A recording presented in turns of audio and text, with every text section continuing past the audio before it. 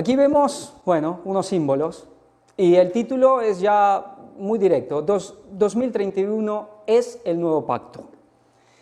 Pensé en decir, bueno, quizás no poner el 2031 para que nadie de entrada ya el prejuicio lo rebote, pero luego cambié de opinión, porque la otra vez, por ejemplo, recibí un comentario de alguien que me dijo, de un sermón ya de hace varios meses, lo estaba viendo, pero ya cuando dijiste lo de 2031 no lo vi más y, bueno, mira, ya hay con gente que no hay caso, en cuanto ya lo escuchen ya lo dejarán de ver, entonces prefiero directamente ponerlo. Y uno diría, ¿cómo el 2031? Aquí vemos el arco iris, vemos sangre y vemos el cáliz. ¿Tiene algo que ver con el nuevo pacto? Bueno, muchos dirán, sí, la sangre. El cáliz, ¿qué dijo Jesús? Este es el nuevo pacto. Pero hoy no tocaremos el tema del cáliz. Si Dios quiere, ya lo haremos. Hay mucho, seguramente mucho más ahí de lo que la mayoría comprendemos o conocemos. ¿Y el arco iris? El arco iris es quizás la señal natural más hermosa, puede ser, que Dios nos haya dejado. Y que hay una promesa, hay recuerdos, pero espero y creo que seguramente, si ya cuando vemos el arco iris, ya con ojos puramente naturales, es algo hermoso. Yo no conozco a nadie que no le gusten los arcoíris, nadie que diga, yo odio los arcoíris. No sé si alguien existirá, este mundo da para todo. Si hay alguien así, la verdad espero no conocerlo. Pero yo espero que ya con lo que sabemos, en general la mayoría, ya miramos de una forma todavía más hermosa el arco iris y espero que después de aquí sea mayor todavía. Y vamos a ver un poco todo lo que hay. Vamos a seguir viendo el tema del pacto, porque es un poco como el hueso de la cuestión, ¿no? Vamos a hacer un pequeño recuerdo de lo que estuvimos viendo la otra vez, especialmente con los dos pactos. ¿Qué pasaba? Comentábamos que en general la mayoría, inclusive adventista, podíamos haber creído, y quizás erróneamente, como bueno, el viejo pacto, el antiguo pacto, el pacto sinaítico, por así decir, el que se le llama, consiste en el santuario. Es el santuario, es todo eso, la ley ceremonial y eso, y ahora estamos en el nuevo pacto, eso ya fue. Pero veíamos que no era así.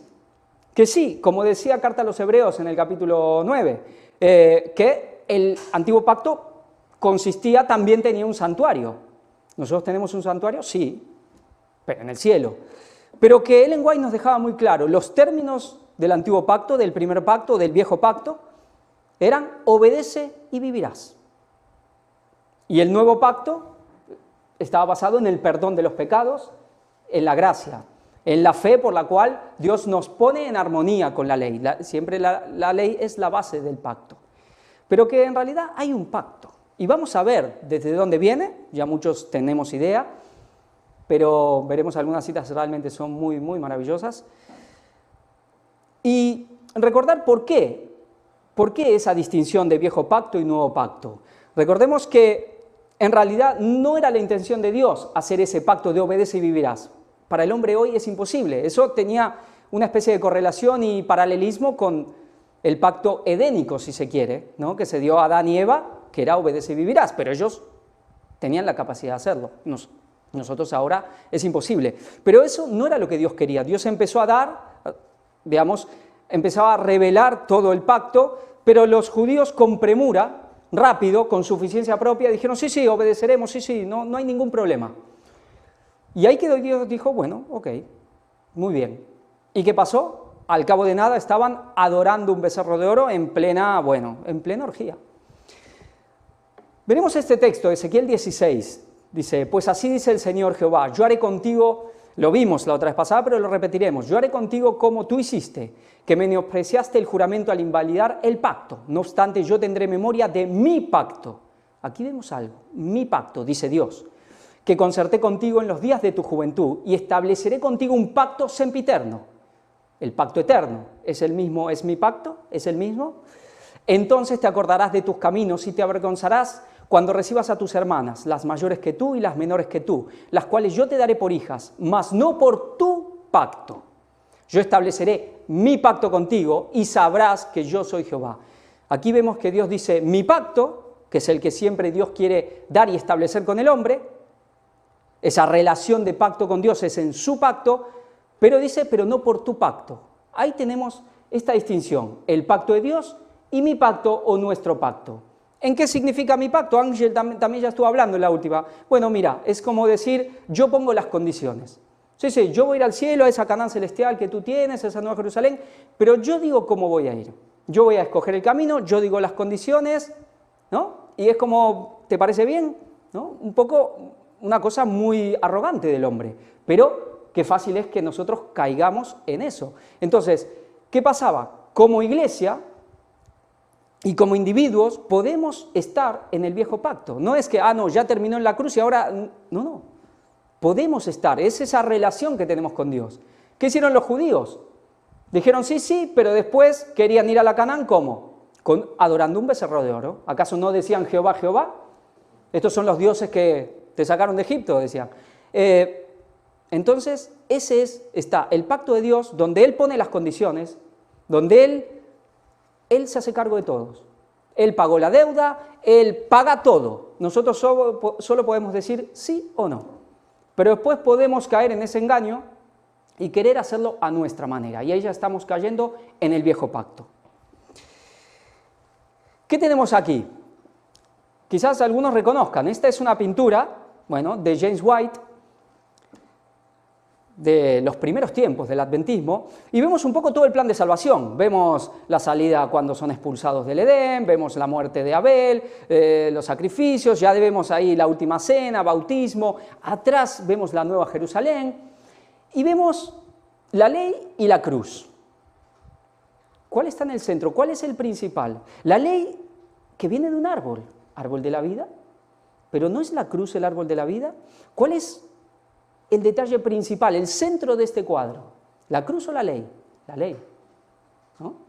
¿Qué pasaba? La iglesia adventista rápido empezó a caer en el antiguo pacto, como la Jerusalén, como decía Pablo, ¿no? Esa Jerusalén que estaba en esclavitud, esa Jerusalén terrenal, que nunca entraron en esa relación por la fe. Y decía, hoy lo comentamos en la escuela sabática, pero nosotros somos hijos de la Jerusalén celestial. Es el nuevo pacto, la Jerusalén celestial.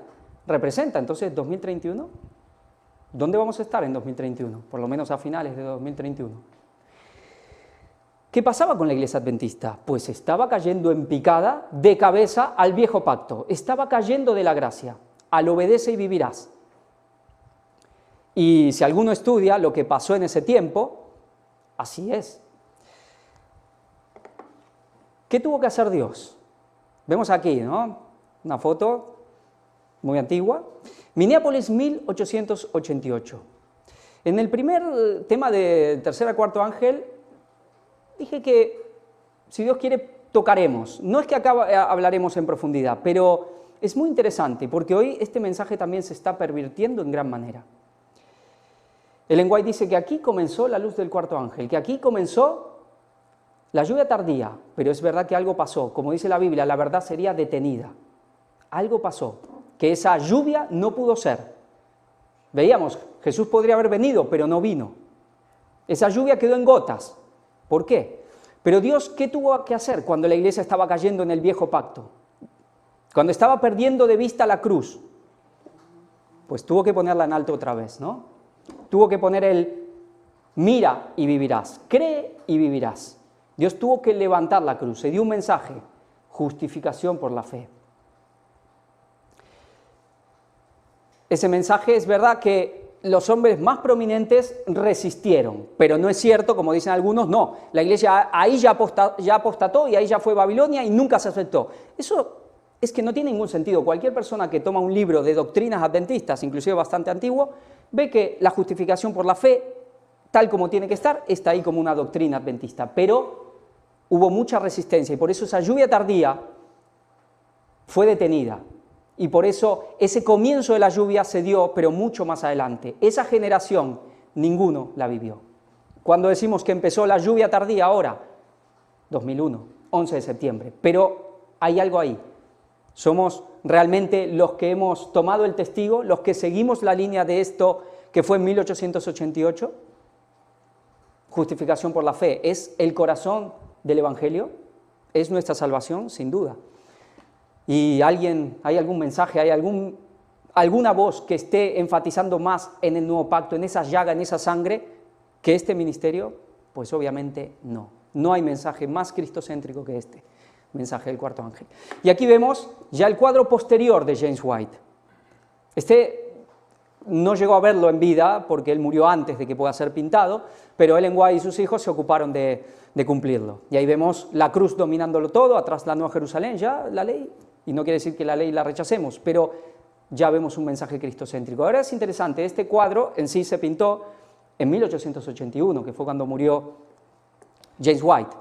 Ellen White comentaba con el mensaje de Minneapolis que ella solo había escuchado, por así decir, conocido ese mensaje en todos los últimos años conversando con su marido. James White sí pudo ver algo que la Iglesia tardó mucho más. Él, antes del Congreso de 1888, él ya reconoció el nuevo pacto. El resto de la Iglesia le costó mucho más, pero Dios tuvo que poner en alto el nuevo pacto otra vez, porque si no la Iglesia iba y el mensaje a la perdición. Vamos a ver un poco de este nuevo pacto. ¿Es el pacto eterno? ¿Es lo mismo? Sí, por supuesto, ¿no? Dice, Cristo no estaba solo al consumar el gran sacrificio, este era el cumplimiento del pacto convenido entre él y su Padre desde antes de la fundación del mundo. Se habían estrechado la mano, es muy interesante, ¿no? Se habían estrechado la mano, dice, al pronunciar la solemne promesa de que Cristo llegaría a ser el fiador de la raza humana si ésta era vencida por las sofisterías de Satanás. Claro que sabían que así iba a ser. La salvación de la raza humana siempre ha sido el objeto de los concilios celestiales, siempre. El pacto de misericordia fue hecho antes de la fundación del mundo. Ha existido desde toda la eternidad y se lo llama el pacto eterno. Ha existido toda la eternidad. Tan cierto como que nunca hubo un momento en que Dios no existiese, así de seguro nunca hubo un momento en que manifestar su gracia a la humanidad no fuese la delicia de la mente eterna. Esto es muy interesante porque esa cruz, ese sacrificio de Cristo que, digamos, divide en dos la eternidad, fue algo que estuvo en el centro de la mente, del corazón de Dios toda la eternidad. No es algo que, bueno, en un momento Dios se le ocurre crear y, bueno, ve que iba a tener que haber un plan de salvación, que Cristo iba a tener que morir en la cruz. Toda la eternidad de Dios, eso estuvo en el centro de su ser. Realmente es maravilloso, ¿eh? ¿Y qué nos dice Ellen White? Cuanto más consideramos este tema, más profundo lo hallamos. Cuanto más lo consideramos. Y aún hay profundidades que no podemos alcanzar al estudiar la gloria del Redentor. ¿Dónde está la gloria del Redentor? Ahí, en ese momento. Los ángeles mismos desean mirar dentro de este tema misterioso y maravilloso la redención de la raza humana. Eso ha estado siempre en el centro de la mente de Dios. Aunque este pacto fue hecho con Adán, y más tarde se le renovó a Abraham, no pudo ratificarse sino hasta la muerte de Cristo. Esto ya lo veíamos, pero lo veremos, digamos, con claridad todo este proceso también. Existió en virtud de la promesa de Dios desde que se indicó por primera vez la posibilidad de redención. Fue aceptado por fe. No obstante, cuando Cristo lo ratificó, fue llamado el pacto nuevo. Es el pacto eterno, que tiene que ser aceptado por fe. Aquí no vale el obedece y vivirás, esto ya para nosotros ya no cuenta. Eso es una consecuencia de haber aceptado el nuevo pacto, la obediencia. La ley de Dios fue la base de este pacto, que era sencillamente un arreglo para restituir al hombre a la armonía con la voluntad divina, para colocarlo en la condición de poder obedecer la ley de Dios. Entonces vemos el proceso. Nos hablaba que Cristo lo ratificó. ¿En qué momento lo ratificó? ¿Cuándo fue la ratificación del pacto? Pues cuando esa primer gota de sangre toca el propiciatorio, ahí fue la ratificación del pacto, de ese pacto eterno, de eso que ha estado en la mente de Dios, de eso donde está la gloria del Redentor, que no vale nada lo de Ron Wyatt, y seguirán diciendo esas cosas. Esto me hace acordar las disputas teológicas en la Edad Media, especialmente en la época de Lutero, famosa época de indulgencias, era si la indulgencia se cumplía cuando la persona ponía la moneda o cuando la moneda tocaba el fondo. Esas eran las disputas teológicas de los católicos. Pero bueno, mira, ¿no? Esa sangre, esa moneda que paga el precio, cuando tocó el propiciatorio, esa primer gota, ahí se ratificó el pacto, se cumplió la promesa.